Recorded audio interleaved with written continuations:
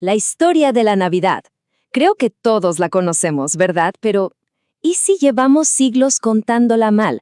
Hoy vamos a darle una nueva mirada a este relato tan familiar usando una lente cultural distinta basada en el trabajo del académico Kenneth E. Bailey.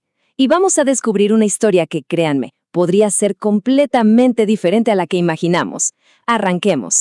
El autor, Kenneth Bailey, nos da una analogía que es, la verdad, perfecta.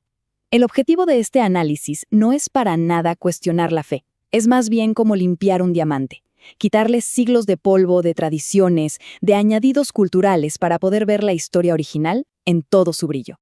Esta es la frase que ha definido todo. Es el pilar de la historia tradicional de Navidad. Nos ha hecho imaginar a María y a José solos, rechazados, buscando refugio en una noche fría. Ha pintado desde el inicio una historia de aislamiento. Y aquí es donde todo da un giro de 180 grados. ¿Qué tal si en lugar de enfocarnos en la única puerta que se cerró, nos hemos perdido la que se abrió de par en par? Solo plantear esta pregunta ya nos abre a una perspectiva totalmente nueva. Ok, para explorar esta idea, primero tenemos que ver por qué la versión que todos conocemos simplemente no cuadra del todo con la cultura del Medio Oriente del primer siglo. La historia tradicional tiene varias grietas y son bastante grandes. A ver, cada uno de estos puntos es un problema para la historia del rechazo. Primero, José no era un extraño, estaba en su pueblo. Segundo, era del linaje del rey David. Era prácticamente una celebridad local en la ciudad de David. Rechazarlo habría sido una deshonra para todo el pueblo. Además, la hospitalidad era un código de honor sagrado. Y para rematar, el texto dice que el parto ocurrió mientras estaban allí.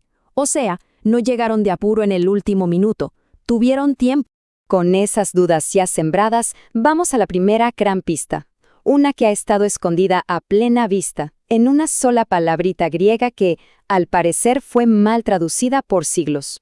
La palabra posada nos trae a la mente, no sé, un hotel, un mesón, quizá con un dueño algo malhumorado. Pero, ¿es eso lo que el texto original quería decir? La respuesta, como digo, está en la palabra griega que usó Lucas, el autor del Evangelio. La palabra que se usa en la historia de Navidad es katalima, y esto es importantísimo. No significa un hotel comercial, significa simplemente un lugar para alojarse, y se usaba comúnmente para referirse a la habitación de invitados en una casa de familia. El punto clave es que no hablamos de un negocio, sino de un hogar. Y esto lo deja clarísimo. Fíjense, Lucas el escritor conocía perfectamente la palabra para una posada comercial, pantocheion. De hecho, la usa en la famosa parábola del buen samaritano. Pero para la historia del nacimiento, él elige a propósito katálima, la misma palabra que usa para describir la habitación de huéspedes donde Jesús celebró la última cena. Esto es una evidencia contundente. El problema no era la posada, es que no había lugar en la habitación de huéspedes. Bien, entonces, si la habitación de huéspedes estaba llena, ¿dónde se quedaron? La siguiente pista no está en un diccionario, sino en la arquitectura de una casa campesina típica de la época. Entender esto es la clave de todo el asunto. Claro, la pregunta es inevitable. Tenemos tan grabada la imagen del establo, pero no encaja con la evidencia. El pesebre no estaba en un edificio separado, frío y solitario. Estaba en un lugar muy diferente. Miren esta reconstrucción. La mayoría de las casas de la gente común eran de una sola habitación grande. La familia vivía en una parte un poco elevada y en un nivel más bajo, dentro de la misma habitación, guardaban a los animales por la noche. Y los pesebres, muchas veces, eran simplemente comederos de piedra tallados en el borde de esa parte elevada. Y esto, que nos puede sonar un poco raro, era de lo más normal y práctico.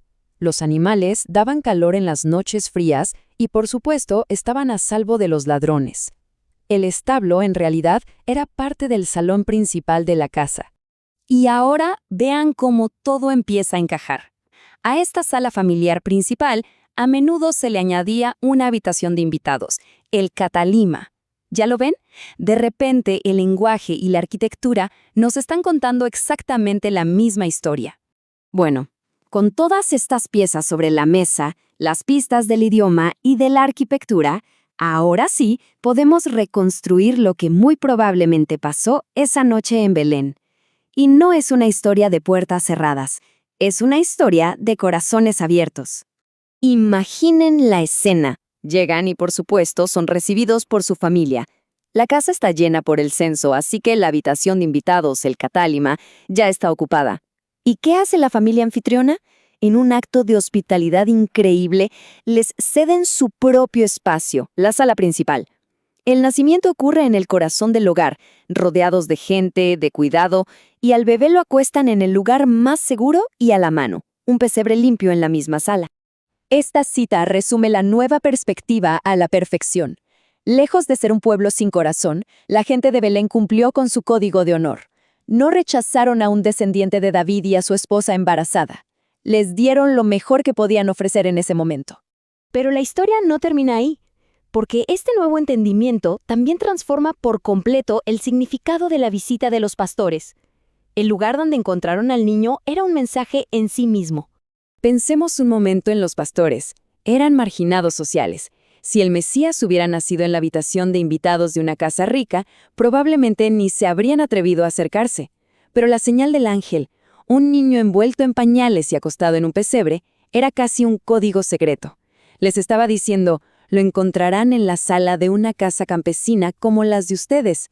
Son bienvenidos, este rey es para ustedes. Y aquí está el remate. Si los pastores hubieran encontrado a la Sagrada Familia en un establo frío y sucio, su reacción honorable habría sido ofrecer ayuda, llevarlos a sus propias casas, pero no lo hicieron.